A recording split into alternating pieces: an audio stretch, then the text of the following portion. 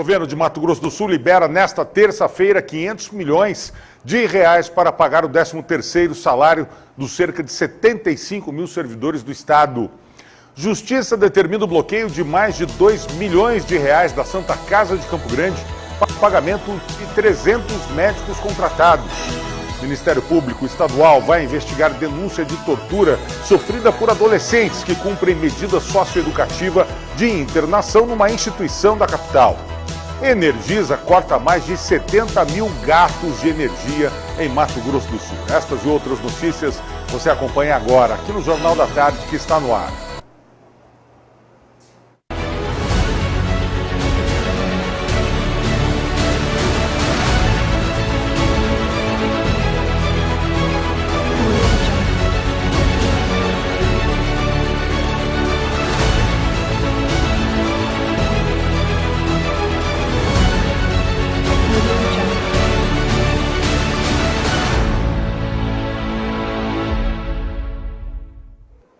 O presidente eleito Jair Bolsonaro encomendou a seus futuros ministros que apresentem uma lista de sugestões das primeiras medidas que pretendem adotar no início do mandato. As propostas serão discutidas na reunião ministerial agendada para esta quarta-feira em Brasília.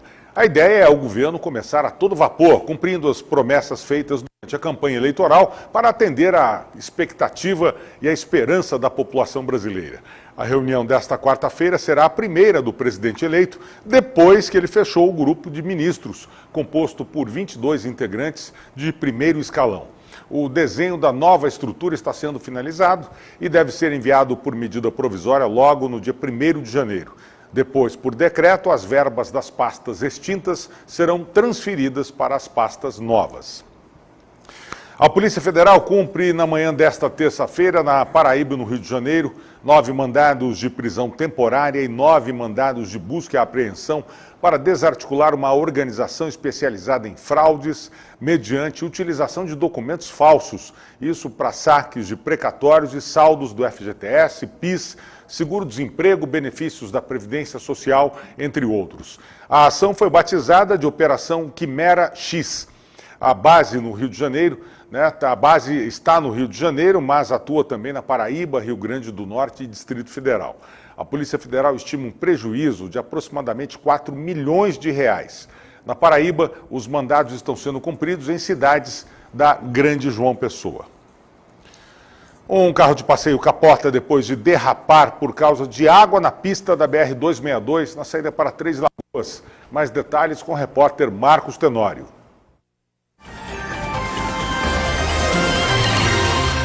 As férias de uma família de Campo Grande quase terminam de forma trágica. Depois de uma chuva, a condutora perdeu o controle da direção e acabou capotando o veículo. O acidente aconteceu no quilômetro 288 da BR-262, depois de uma aquaplanagem. Os ocupantes do veículo estavam indo para o interior de São Paulo, onde passariam as férias. Em contato com a condutora do veículo, que é a mãe das crianças, estava indo de Campo Grande para o interior de São Paulo. Aí nesse ponto aqui ela perdeu o controle do veículo quando aquaplanou. Estava chovendo na hora do acidente, né? Aquaplanou, ela rodou e o carro saiu da pista e capotou. Segundo ela, o carro parou virado, tombado, e o pessoal que estava passando na hora que parou e desvirou o carro e eles saíram do veículo. 3 viaturas do Corpo de Bombeiros foram deslocadas até o local. 2 pessoas ficaram feridas e foram encaminhadas para uma unidade de saúde. A gente recebeu o chamado de um capotamento com cerca de 4, 5 vítimas aqui na 262. Quando nós chegamos aqui, o veículo já estava nessa posição, né?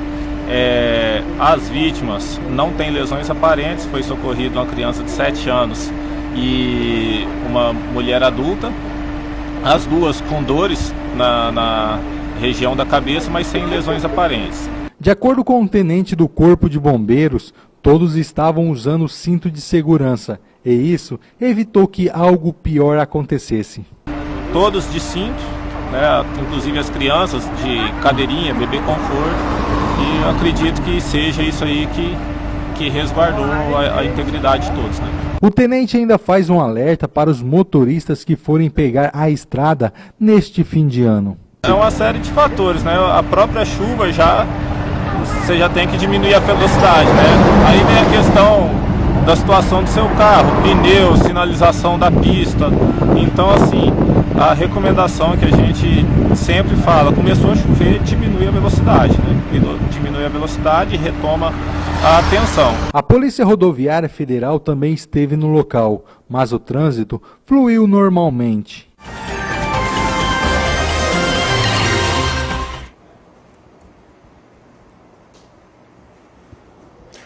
Desde a semana passada, a Polícia Federal procura o italiano Cesare Battisti, de 64 anos, que tem mandado de prisão expedido pelo Supremo Tribunal Federal.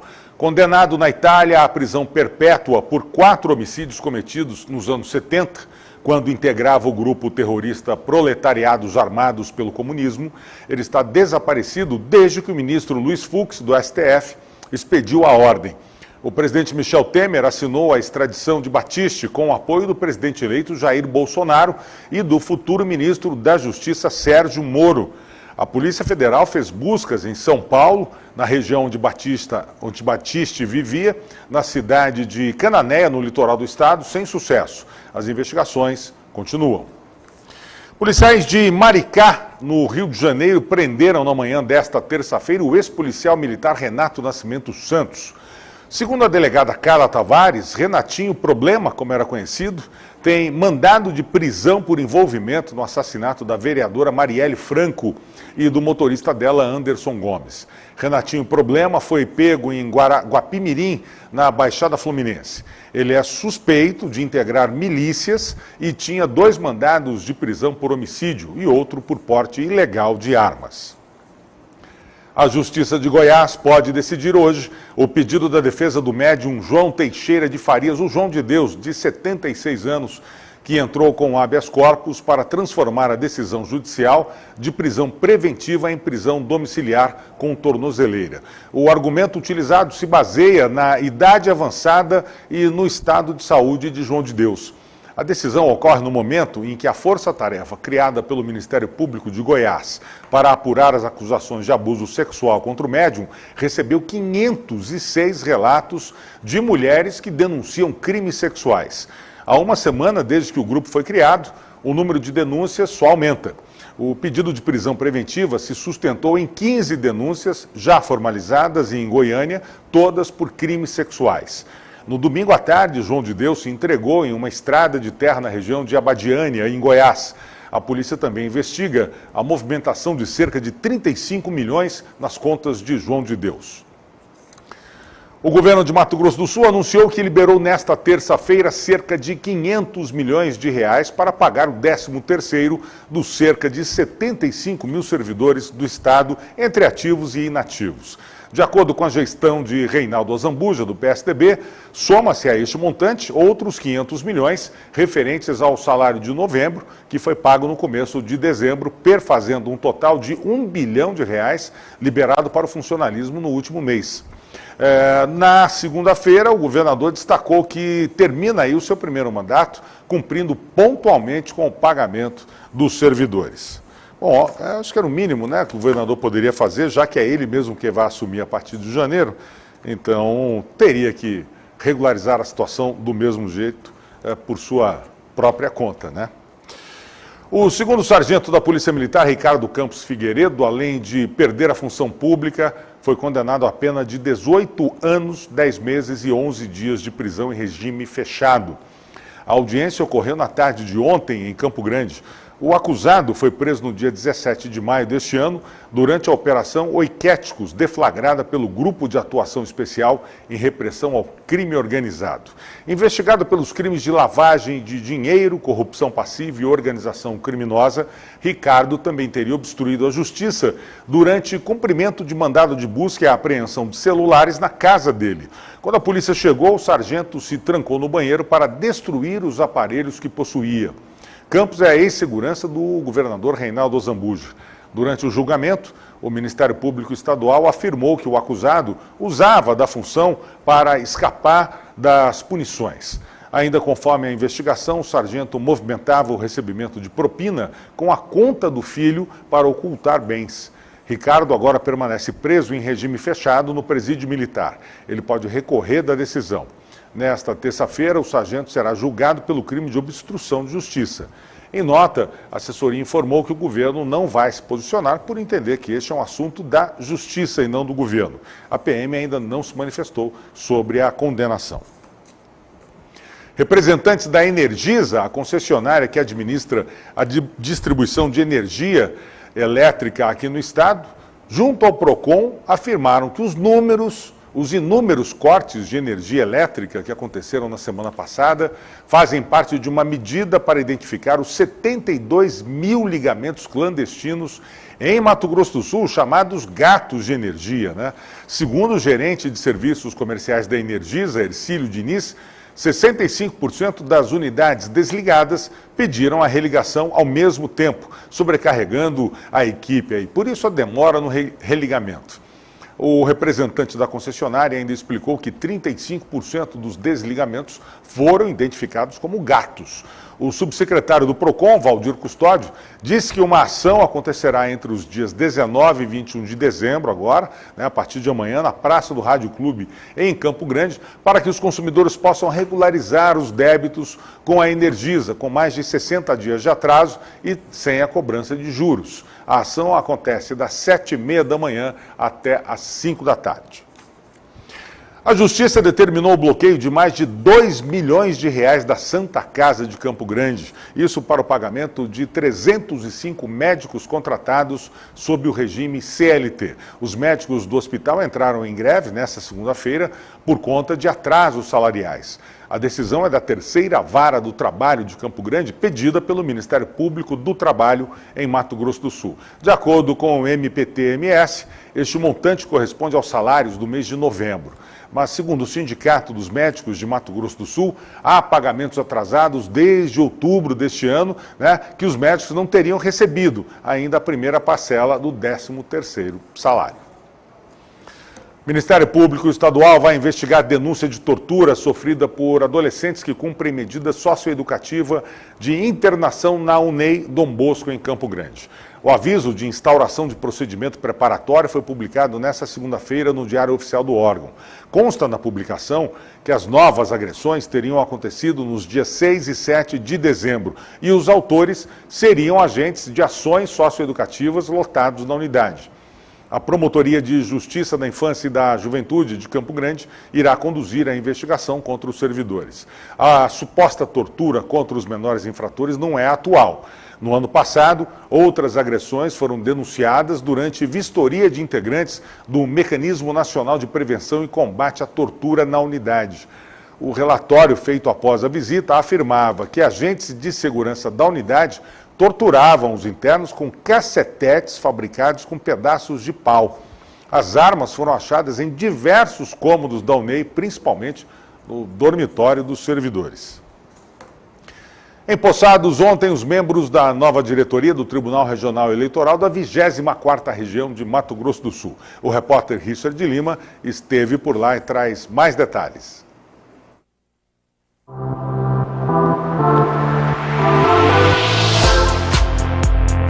O novo presidente do TRT-MS, desembargador Nicanor de Araújo Lima, assume a presidência da corte pela segunda vez.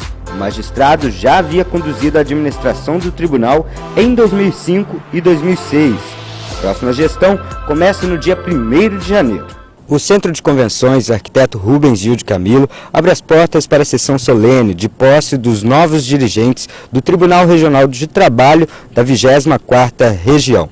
Para o BN 2019-2020, o presidente disse que o maior desafio é a escassez financeira do órgão. É a segunda vez que eu estou assumindo a presidência do tribunal. Os tempos são outros, é totalmente diferente da primeira gestão e todos sabem que a Justiça do Trabalho sofreu um corte orçamentário muito grande, superior a 30%. Então eu digo que nós estamos num período de escassez, então eu tenho que fazer muito com pouco.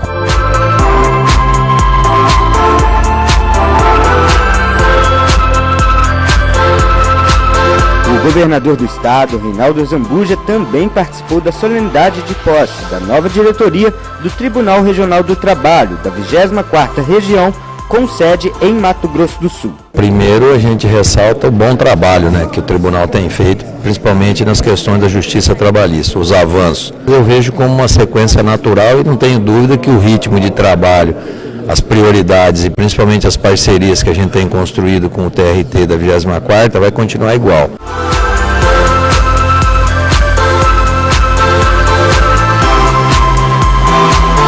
O desembargador João de Deus Gomes de Souza fez um balanço de sua gestão, que chega ao fim depois de completar 2 anos. Procurei passar para a sociedade que o Poder Judiciário é uma instituição que deve ser procurado no último momento e para dirimir esse conflito, que as pessoas deveriam realmente, amigavelmente, tentar solucionar essa situação de direitos trabalhistas. Quem também marcou presença na solenidade de posse da nova diretoria do TRT da 24ª Região foi o presidente da Ordem dos Advogados do Brasil, seccional Mato Grosso do Sul, Mansur Carmouche. Nós já estabelecemos um diálogo junto com a nova direção do tribunal e nós devemos desenvolver um trabalho em conjunto. A advocacia é parte essencial da administração da justiça e o presidente fez questão de levar isso para nós, dizendo que ele vai implementar isso efetivamente. Também foram empossados o desembargador Ricardo Geraldo Monteiro, no cargo de ouvidor, e o desembargador Francisco das Chagas Lima Filho, no cargo de diretor da Escola Judicial.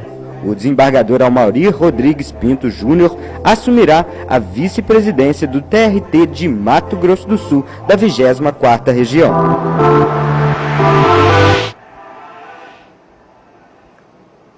E vamos ao nosso quadro Tá na Web de hoje. No vídeo, fenômenos naturais aterrorizantes. Olha só.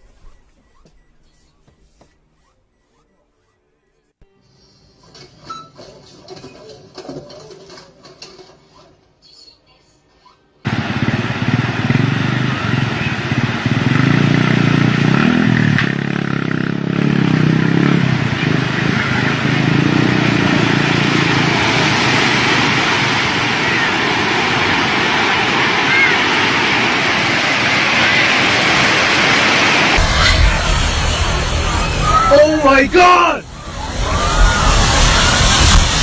Oh my God!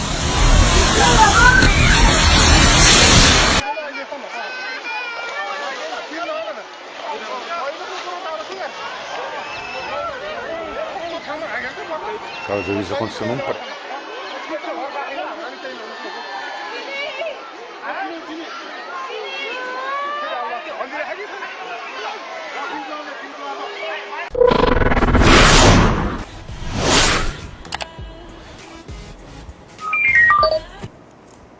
loucura isso, né? Terremoto, tsunamis e algumas coisas ali que não dá para saber exatamente o que é direito, né?